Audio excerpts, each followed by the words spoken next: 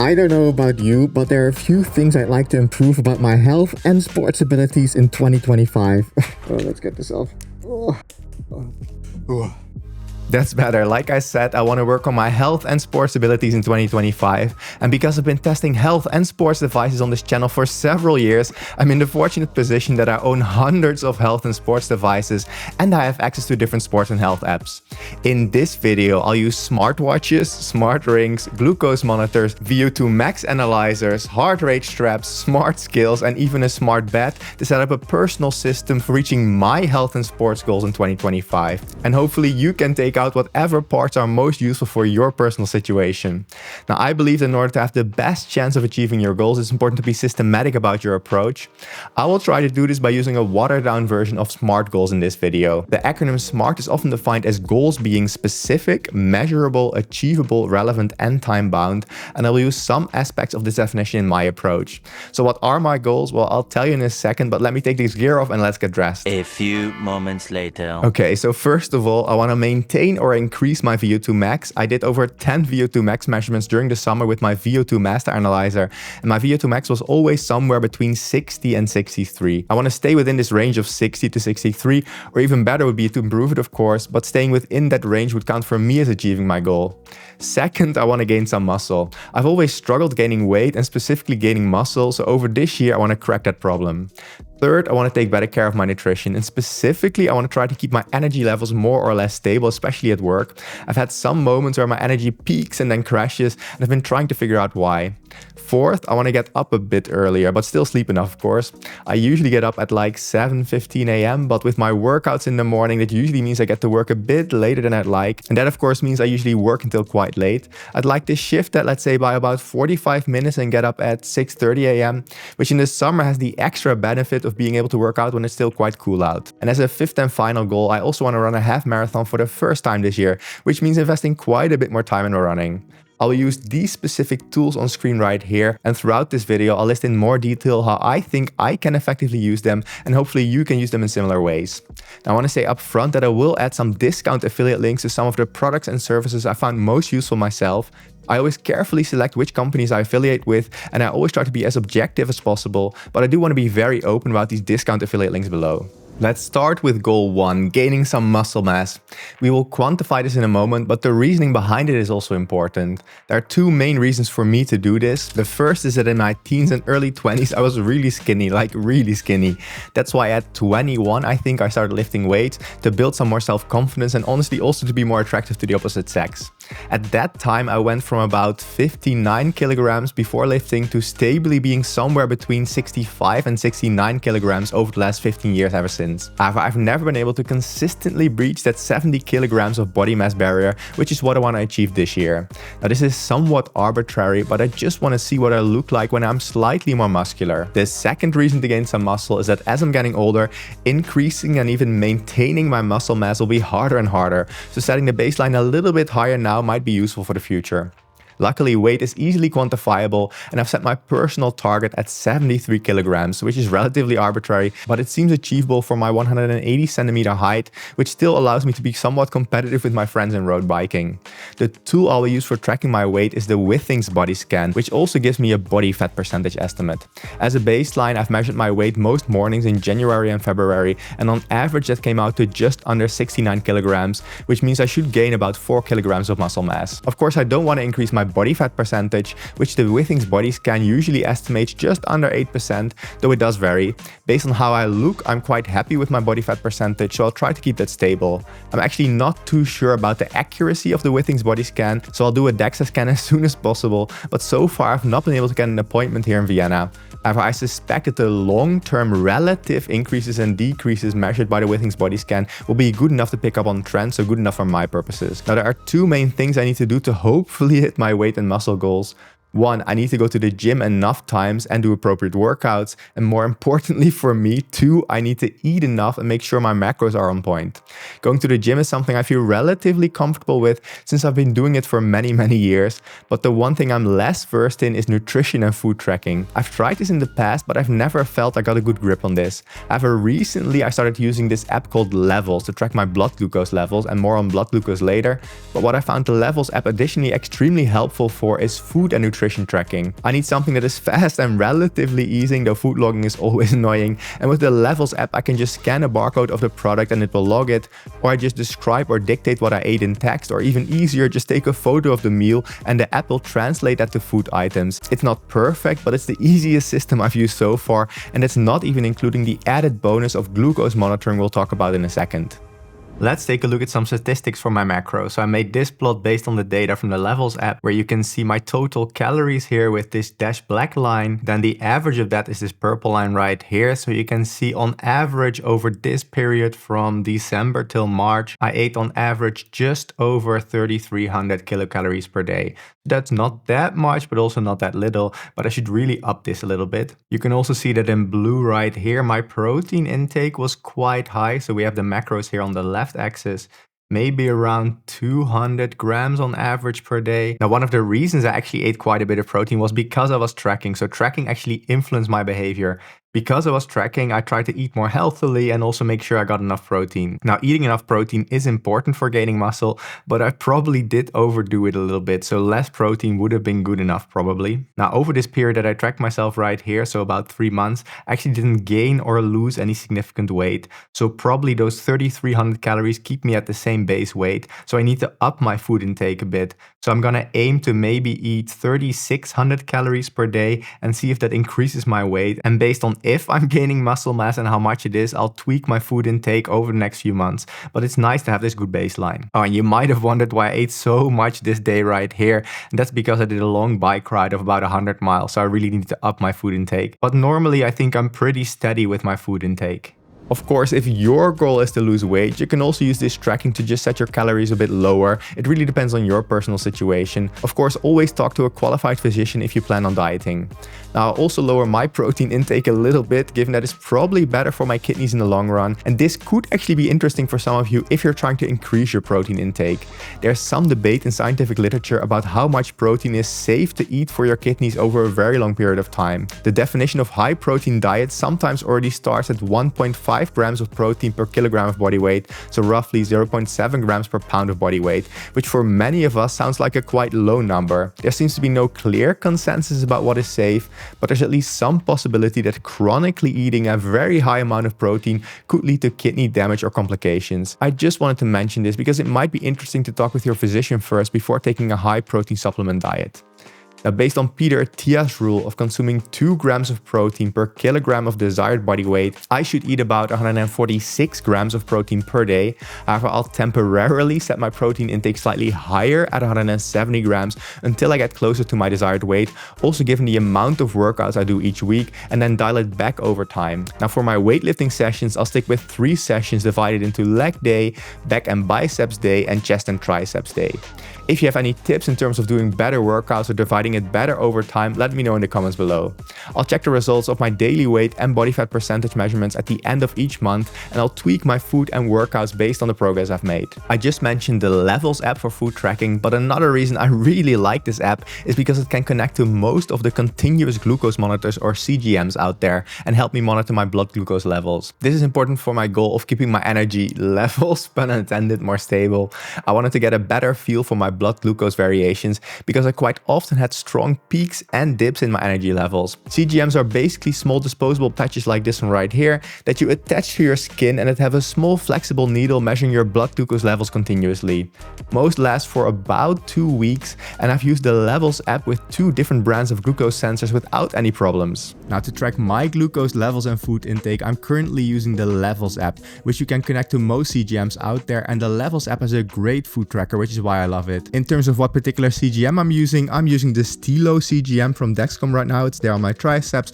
I really like it, but I think any sensor with Bluetooth will do. The team at Levels actually contacted me to be a sponsor, which is great timing as it's the best app I've used so far for this. However, I decided just to ask for an affiliate link instead of a direct sponsorship, because that way I can just say what I really want and what my experience is without any influence from the company. And I can really say in my experience so far, it's the best app I've used for food tracking combined with glucose monitoring so far. Now, to log my meals, I just take a photo of the the food, just dictate what I ate or just scan a barcode, and the app takes care of most of the logging, though sometimes I need to make some small tweaks still. This makes food logging quite a bit easier, which is good since it's one of the most intensive types of tracking there is. After now having tracked my glucose and food for about a month and a half, it's pretty clear that at least on me, bread, dark chocolate and bananas consistently cause the highest glucose spikes.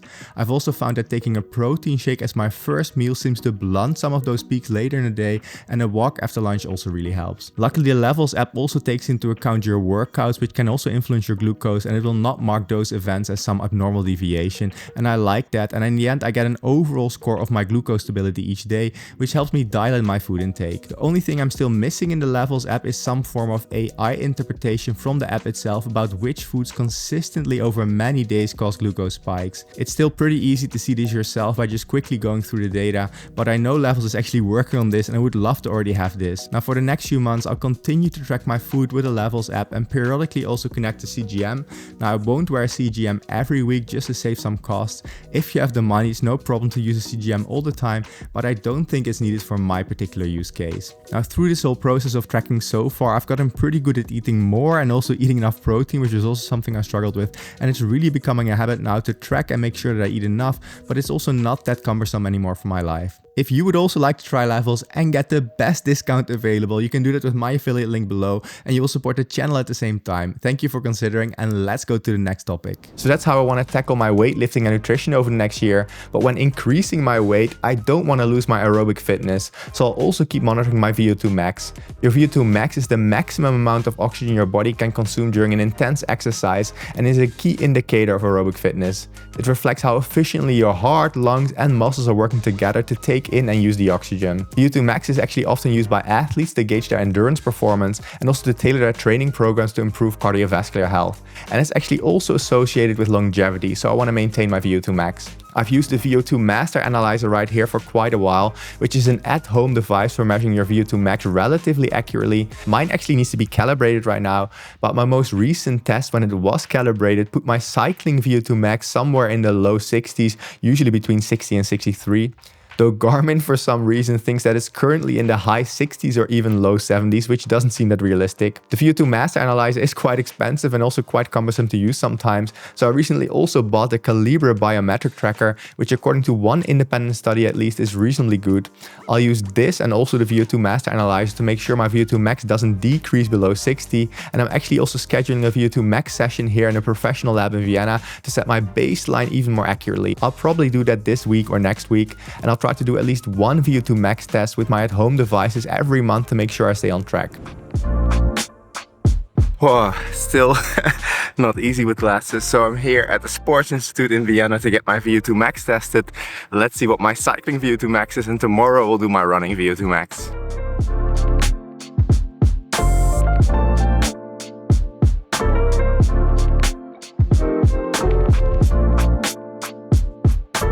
Good morning, sorry for my disheveled look, but I quickly wanted to update you on my VO2 max testing. So I was able to get a VO2 max test done yesterday and I just got the results, and it turns out my VO2 max is 58, so slightly lower than what we saw for the VO2 Master Analyzer. So I don't know if the VO2 Master Analyzer actually overestimated my VO2 max, or maybe I just had a better VO2 max last summer. I'll hopefully get it calibrated and test that in more detail, but for now we know my baseline, and as you can see in the B-roll right here, I also got lactate measurements, which became a bit of a bloody mess down my face, but it's good that we now have a baseline. I want to see if I can retain a VO2 max of around 58. Of course, as I'm gaining weight, that also means that my VO2 max will naturally go down if I have the same power still, because in the formula for VO2 max there's also your weight, so the higher your weight the lower your VO2 max. So either I have to become a bit stronger, or maybe my VO2 max will just go down slightly. The weight increase isn't that drastic, so if I go by 1 point that should still be okay, at least for my personal goals and health reasons. And today I'll do my running VO2 max test as well, so we'll see how big a difference is there, but I'll discuss all of that in another video dedicated to VO2 max, where we'll see how brands like Coros, Garmin, Apple, how good they are at estimating your VO2 max, if they even try to estimate this, because not all brands do this, but more and more brands are doing this actually. And before I forget, many thanks to the Austrian Institute for Sports Medicine for allowing me to do my VO2 Max testing there.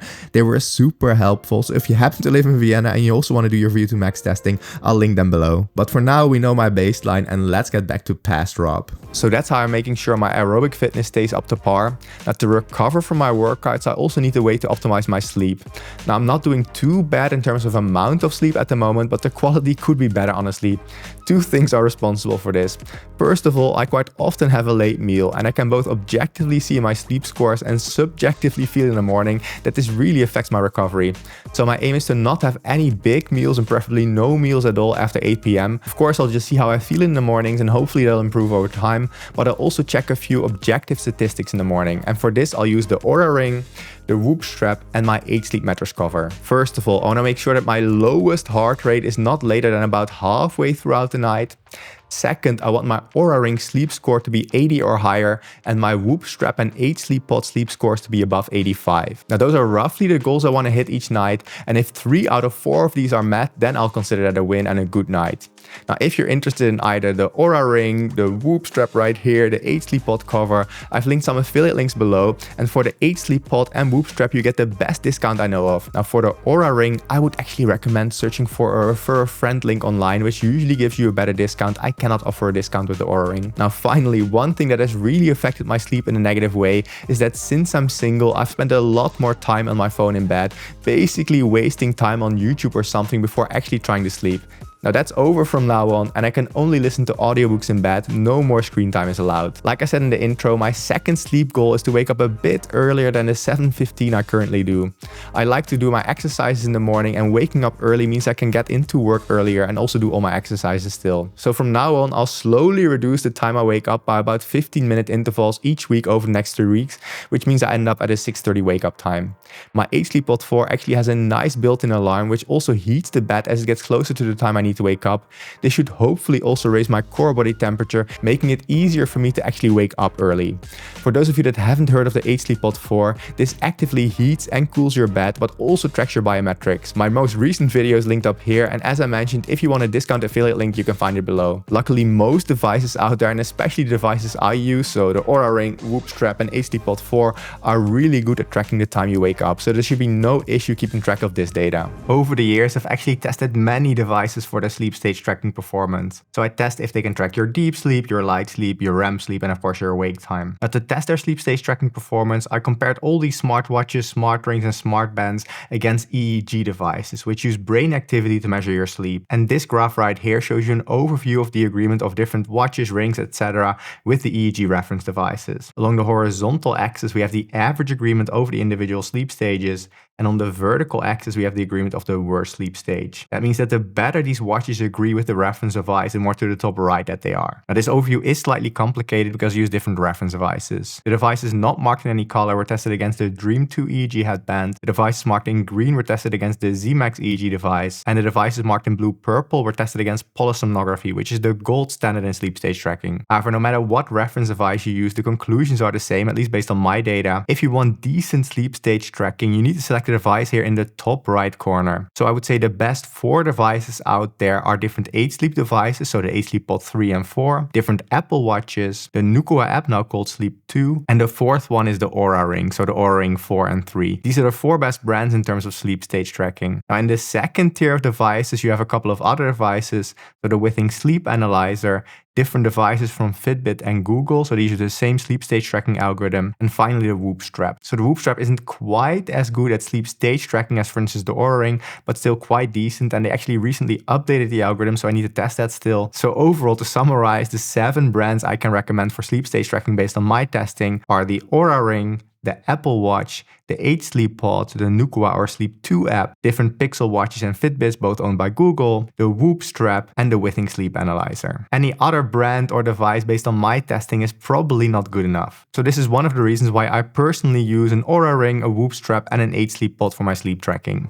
On a quick but important side note, I recently bought this fellow Aiden coffee machine, which can have a single great cup of coffee ready for me in the morning. I can program it beforehand. On the weekends or when I have some extra time, I can still make myself a nice espresso with my Rancilio. But for those days where I quickly want to get my sport started, making a single cup of coffee and having it ready in the morning is just amazing. Oh, and I want to briefly mention a bonus goal I have, which is related to me making a single cup of coffee in the morning, and that's to start dating again. I actually recently installed the Hinge app for this. Now, if you don't want to hear about this, feel free to skip to this time point right here where we're back to sports and health. Now, this is very personal, of course, but I'm generally looking for something more long-term, and for some reason, dating apps always stress me out. I don't like this dating multiple people at the same time, but that tends to be what works well when you're just in that early phase of dating. So let's set up some rules for this as well. Just to be fair to anyone I'm dating, I don't want to date two people at the same time for too long, but I also don't want to allow myself to do that. And let's see if we can reach my friend Steffi, who is one of the kindest people I know and who actually recently started dating using apps and in the end met someone after over 15 years of not dating. I trust her moral judgment, so she'll be able to provide some rules for this. So my question is, what is your, based on your admittedly limited, but that might be good experience, what is sort of the rule? How long do you keep dating multiple people at the same time? Is that good or bad? And what is sort of the rule to stick to there? Difficult question. I think it's okay to date multiple people in the beginning. I wouldn't date too many people at the same time because that's just confusing and you can't really focus on one person. But if you've been on one date and you may be texting with somebody else that sounds interesting as well, or you're already kind of connected via text, then I feel like it's okay to also have another date with that person. I wouldn't drag it out too long, but I don't think there is like a specific timeline on when you need to stop. Definitely when you had to talk about being exclusive. So I think it's just important to be transparent about it and to communicate with the people you're dating. Maybe the people you're dating are also dating other people. I mean, I'm assuming, right? Like, that's sort of the default in the beginning. If you use an app, if you don't meet them in real life. Where would you say the talk needs to be had? 3, 4, 5, 7, 10 dates? What is the... Hard to say. 10 dates, but it also depends on how often you meet. I mean, if you meet the person only once per week, then 10 dates would be like more than 2 months, so 2.5 months. It also depends on how you feel towards the other person. I mean, sometimes it can go really quickly, sometimes... I know, but we're about data here. We need numbers. Oh yeah, I forgot. Quantified scientists. Okay, I would say between like the 5th and 10th date. Do I need to like actually no. choose a specific number? I will keep in touch with you, and then on the case-by-case basis, we will clarify.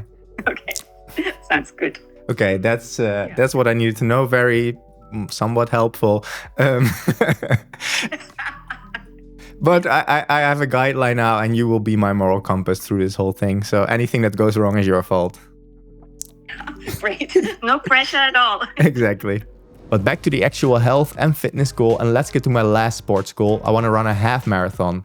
But first, if you're finding these videos interesting, it really helps me get access to new devices sooner and helps me reach more people if you like this video and subscribe to the channel. Pressing those 2 buttons really makes a huge difference, and commenting of course also helps.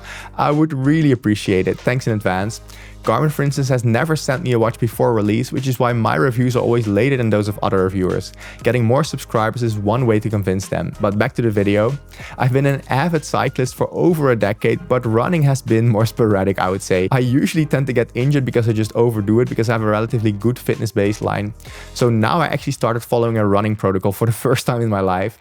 So far, I really like the Runna app, which pairs seamlessly with my Garmin watches and also the Garmin chest strap. As a start, I'll train for a 15K as part of the Vienna City Marathon Relay, which we're actually participating in with my colleagues on April 6th. If you want to follow my progress, my Strava is actually linked below. I actually put the half marathon as my training goal on the running app. So if I run the 15K without issues, I'll try to run an unofficial half marathon somewhere 2 weeks later or so, and maybe even an unofficial marathon at the end of the year. I should say that I somewhat cheated and already overdid it a bit. I set my running experience too high in the Runna app because I have such a high baseline fitness. I thought it would be fine, but but this made me overuse and slightly injure my right Achilles. I stupidly thought because I'm quite fit, I can just set my running experience higher in the app. I took a bit of rest and started running again. I've started from scratch now with a lower setting in the Runna app. I've actually contacted Runna about a discount link, but they never replied, so the best I can offer at the moment is a 2-week trial with my refer a friend link below, which gets me a $12 discount on Runna apparel just in case you're interested. I'll try to contact them again to see if I can get you a better deal, and I'll keep you updated. And overall, fitting all these exercises in might be a tough fit in my weekly schedule, so let's create a calendar with an ideal typical week. This will really help me, and it might also be helpful for you. So I made this beautiful Illustrator file where for each day we can say what I'm going to do in the morning, the afternoon and the evening. And I have 4 different exercises that I want to focus on. So running, outdoor cycling, indoor cycling and weightlifting. Let's start with running because it's important I do that 3 times or at least 2 times a week. And my long run is always or almost always on Sunday morning. Then my other 2 runs will vary a bit, but let's put one on Friday morning and one on Tuesday evening. So that's the running sorted out. And often before running, I actually warm up on my indoor bike. I like to do that. That's a very safe exercise. And it also helps me increase my VO2 max because I do intervals. So we'll place those on the same moments as the running as well. I actually try to be on my indoor bike 5 times a week, so that fits relatively well. Then I only do really 1 long ride per week outdoors, so I have my commuting, but let's not count that. And that fits nicely on Saturday morning or afternoon. And the weightlifting we can fill out on some of the other days. So maybe on Saturday I also do weightlifting, and also on Wednesday and what's left, Monday, so that fits well. And I want to do at least 4 indoor bike rides a week, but let's plan for 5 in total. So on Monday morning before the weightlifting, and maybe Thursday morning as well. To have some sports at least each day. This would work rather well for me, and it would still allow me to scratch 1, maybe 2 exercises each week and still keep up my fitness. So maybe 1 running and 1 indoor cycling could go. But overall, this would be more or less my ideal week. The specifics might change, but this is the kind of schedule that should be realistic since it's not that far from what I'm doing at the moment, and it should hopefully help me reach the goals I've set. Now, I'll not be super strict, so I'll skip some exercises sometimes, but it at least provides me with a framework. I should also mention that I know based on my past training that for indoor and outdoor cycling, I have to stick to a heart rate around 150 BPM for medium long rides and under 140 BPM for very long rides. For heart rate tracking, I'll actually use 2 chest straps, my Garmin HRM Pro Plus we discussed before, and also my Polar H10 ECG chest strap just for redundancy. Chest straps are generally the most reliable way of tracking your heart rate. However, if you don't want to wear a chest strap, there are some watches that have decent heart rate tracking performance. And I actually tested many devices over time for their heart rate tracking performance, which is displayed in this overview right here, in this case for outdoor cycling. As a reference device, I always use an ECG chest strap, and the better the agreement of a device with the chest strap, the more to the top right they are in this overview. Now in this case, the Powerbeats Pro 2 are marked in red right here. That's because that's the most recent device I reviewed, but there are actually some better devices out there. But let's zoom into just the better performing watches for outdoor cycling, and that's displayed right here. And now you can actually read these labels. So these are just the watches with a correlation, so an agreement with the reference device of over 0.8. And as you can see, the best performing watches out there are different Apple watches. These are really doing well no matter what generation you get. And this is followed by the Pixel Watch 3 and some Huawei devices. My general recommendations for heart rate tracking would be, if you want good heart rate tracking on the wrist on an iPhone, then I would get an Apple Watch, and it doesn't need to be a very expensive one. Even the Apple Watch Series 7 already did it very well.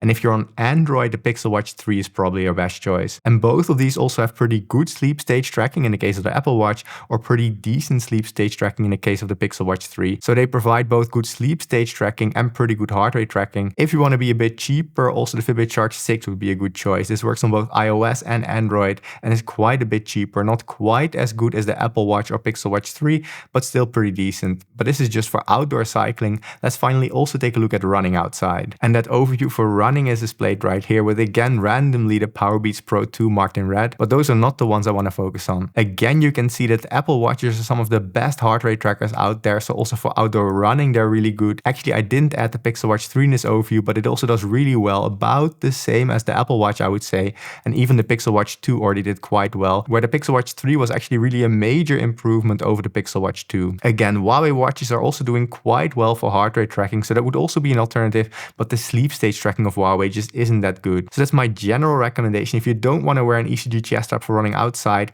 either an Apple Watch or a Pixel Watch will both serve you very well. So to summarize, the devices I will use over the next year are a Garmin watch like the Enduro 3 combined with the Garmin HRM Pro Plus, and this is all for my half marathon training, of course combined with the Runna app. I'll use the Oura ring, the Whoop strap and the H-Sleep pod for sleep tracking, my VO2 Master and or my Calibre biometric tracker for VO2 Max tracking, the Levels app combined with a continuous glucose monitor for food and glucose tracking, and finally the Withings body analyzer for tracking my weight and getting a rough estimate of my body fat percentage changes. And of course Steffi as my moral compass and a shoulder to cry on when dating. By the way, if you like these videos and you want to get early access to the results and of course support me in making these videos, then please consider becoming a YouTube member. I've been running this YouTube channel next to my full-time job as a scientist for several years, but I need some help to keep it going. So if you want to support me in paying my editor Alex and get some perks in return, check out the link up here or down here. And of course, thanks to the current members, you're really helping out. But back to the video. Now I did want to be clear, I'm not going to be super strict about any of this. I want to make sure I can still live my life, meet up with friends, maybe go on a hike, on bike rides. Also sometimes just have a lazy Sunday and listen to some music. It would be a waste if all these records that I've collected over the last 15 years go to waste.